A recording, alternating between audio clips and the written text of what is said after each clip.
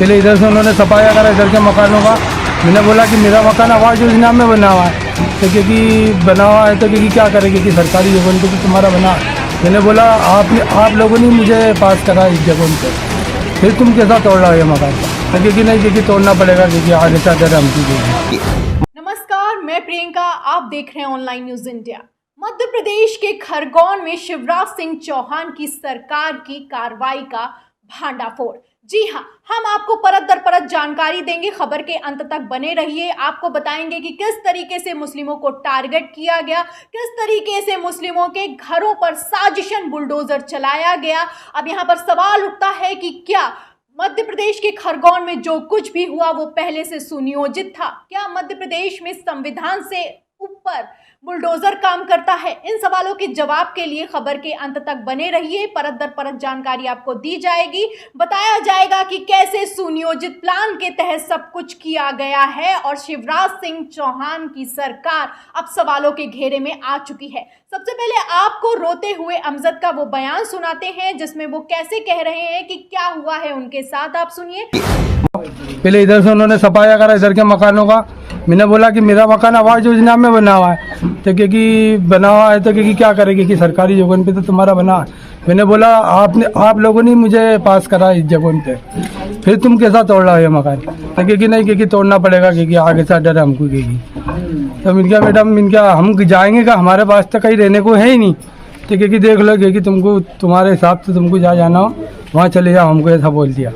और ज़्यादा बोलने नहीं दे रहे थे, और मिलिट्री के जवान आए तो हम बकाबक लाठी चार्ज कर दिए, मार रहे थे यहाँ पर, किधर किधर मार रहे थे। आपको भी मारा है? हाँ।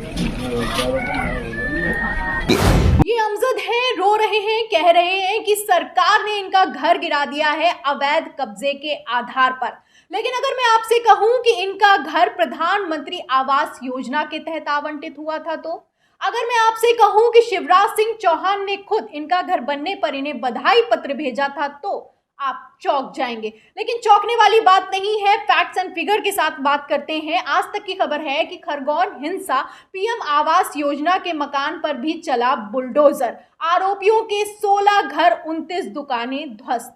तो जो खरगोन में जो कुछ भी हुआ उसके बाद मुस्लिम के 4 इलाकों में बुलडोजर काफी रफ्तार से दौड़ा। बरसों की कमाई को जमींदोज कर दिया गया। गरीब चिल्लाते रहे, मुसलमान भीख मांगते रहे, लेकिन बुलडोजर नहीं रुका, कार्रवाई की गई। लेकिन जो घर गिराए गए हैं उसमें प्रधानमंत्री आवास योजना का भी एक घर शामिल है।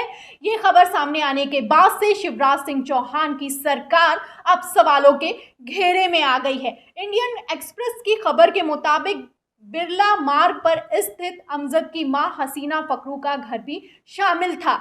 हसीना फखरू जो कि अमजद की मां है, जिनका बयान हम आपको सुना चुके हैं, उनके मुताबिक उनका घर जो है वो प्रधानमंत्री आवास योजना के तहत आवंटित हुआ था, जिसे अवैध कब्जा बताकर सरकार ने गैर कानूनी तरीके से गिराने का काम किया है। आरोप है, बता दें कि खबर में लिखा हुआ है कि सबसे चौंकाने वाली बात ये सामने आई है कि हसीना को उनका घर गिराने का नोटिस हिंसा के 3 दिन पहले ही दे दिया जा चुका था। जी हाँ, उनको नोटिस 7 अप्रैल को ही मिल चुका था।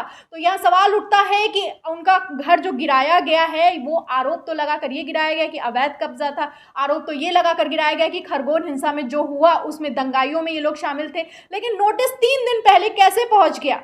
खबर के अंदर लिखा है, ये भी बता देती हूँ, हसीना के परिवार को 7 अप्रैल यानी कि हिंसा के 3 दिन पहले नोटिस मिला था। उसमें घर के मालिकाना हक वाले कागजात मांगे गए थे और लिखा था कि 3 दिन के अंदर कागज जमा करे वरना घर गिरा दिया जाएगा। और 3 दिन की मोहलत दी गई, लेकिन 3 मोहलत के अंदर कागज जमा नहीं कर पाई हसीना और पहुंच तक नहीं पाई, उसके पहले ही घर को गिरा दिया गया। ये कहकर गिरा दिया गया कि उनका घर अवैध कब्जे के तहत बनाया गया है।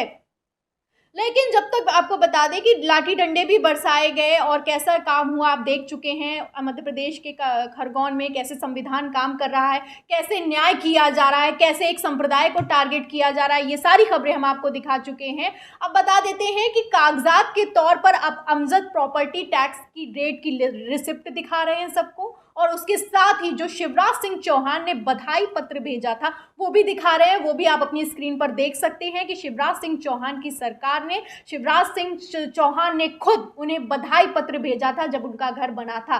तो अब ये घर अवैध कैसे हो गया, इस सवाल का जवाब देना होगा। खबर के मुताबिक जिला मुख्यालय के नगर पालिका क्षेत्र में वार्ड क्रमांक 11 में बिरला मार्ग पर फकरू मोहम्मद पठान के नाम पर प्रधानमंत्री आवास योजना के तहत आवास स्वीकृत हुआ था, जो कि पति के मौत के बाद 65 साल की हसीना फाखरू को मिल गया। तो 65 साल की हैं वो, 7 लोगों के साथ, अपने परिवार के साथ 30 साल से वहां पर रह रही थी। कह रही हैं कि खबर में ये भी लिखा हुआ है कि 2020 तक तो जो मकान था वो कच्चा था, लेकिन उसके बाद प्रधानमंत्री आवास योजना के तहत वो आवंटित हुआ, उसमें पैसे मिले तो उन्होंने वो घर बनवाया, जिसे अब अवैध कब्जा बताकर गिरा दिया गया है। अब जो हसीना है वो फोटोज भी दिखा रही हैं, पत्र भी दिखा रही हैं, लेकिन कोई सुनने वाला नहीं है, कोई कार्रवाई करने वाला नहीं है। और क्या कुछ हो रहा है मध्य प्रदेश में आप अंदाजा लगा सकते हैं, क्योंकि इस सवाल का जवाब तो देना होगा। क्योंकि जो खरगोन में जो घर था उनका, हसीना का जो घर था, वो तो गिराया गया ये कह के कि वो दंगाई है। लेकिन अगर वो दंगाई है और ये इस आधार पर घर गिराया गया है, तो नोटिस 3 दिन पहले कैसे पहुंचा, इस सवाल का जवाब देना होगा। 3 दिन पहले नोटिस पहुंचता है, प्रधानमंत्री आवास योजना के तहत घर आवंटित होता है, शिवराज सिंह चौहान खुद बधाई पत्र भेजते हैं, उसके बाद कार्रवाई इस आधार पर की जाती है कि अवैध कब्जा हुआ था। तो ये आप समझ जाइए कि जो कुछ भी हो रहा है, जो कुछ भी किया जा रहा है, ये सिर्फ और सिर्फ तुष्टीकरण की राजनीति के चलते हो रहा है।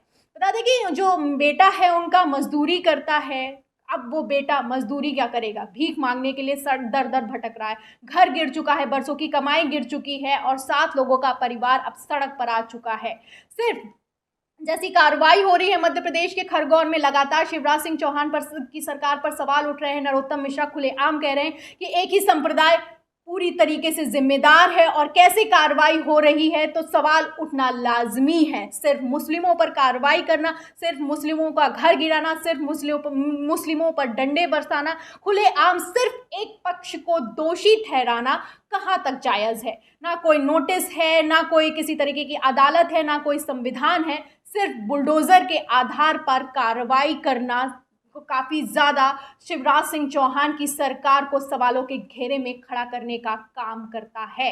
कैसे काम हो रहा है, बुलडोज़र के नाम पर कैसे वाहवाही बटोरने के चक्कर में एक संप्रदाय को टारगेट किया जा रहा है, तुष्टीकरण की राजनीति की जा रही है, आप इस खबर से अंदाज़ा लगा सकते हैं। आप समझ सकते हैं कि जो एक घर बनाने में जिस गरीब को बरसों लग जाते हैं, उस घर को कैसी पुलिसिया कार्रवाई के तहत, पक्षपातपूर्ण कार्रवाई के तहत, तुष्टीकरण की कार्रवाई के तहत गिराया जा रहा है, भगाया जा रहा है, डंडे बरसाए जा रहे हैं, एक संप्रदाय को टारगेट किया जा रहा है। क्या कुछ हो रहा है मध्य प्रदेश में, कैसे संविधान की धज्जियां उड़ाई जा रही हैं, इस खबर से आप अंदाज़ा लगा सकते हैं। इस पूरी खबर पर आपका क्या कहना है हमें कमेंट बॉक्स में ज़रूर लिखें। वीडियो को ज़्यादा से ज़्यादा शेयर करें, पसंद आई हो तो लाइक करें, हमारे चैनल को ज़रूर सब्सक्राइब करें, इसके साथ ही बेल आइकन दबाएं ताकि हर खबर की नोटिफिकेशन आप तक पहुंचती रहे। फिर मिलते हैं अगली खबर के साथ, तब तक के लिए धन्यवाद। इस खबर को अभी लाइक करें, शेयर करें, अभी चैनल को सब्सक्राइब करें और घंटी जरूर दबाएं।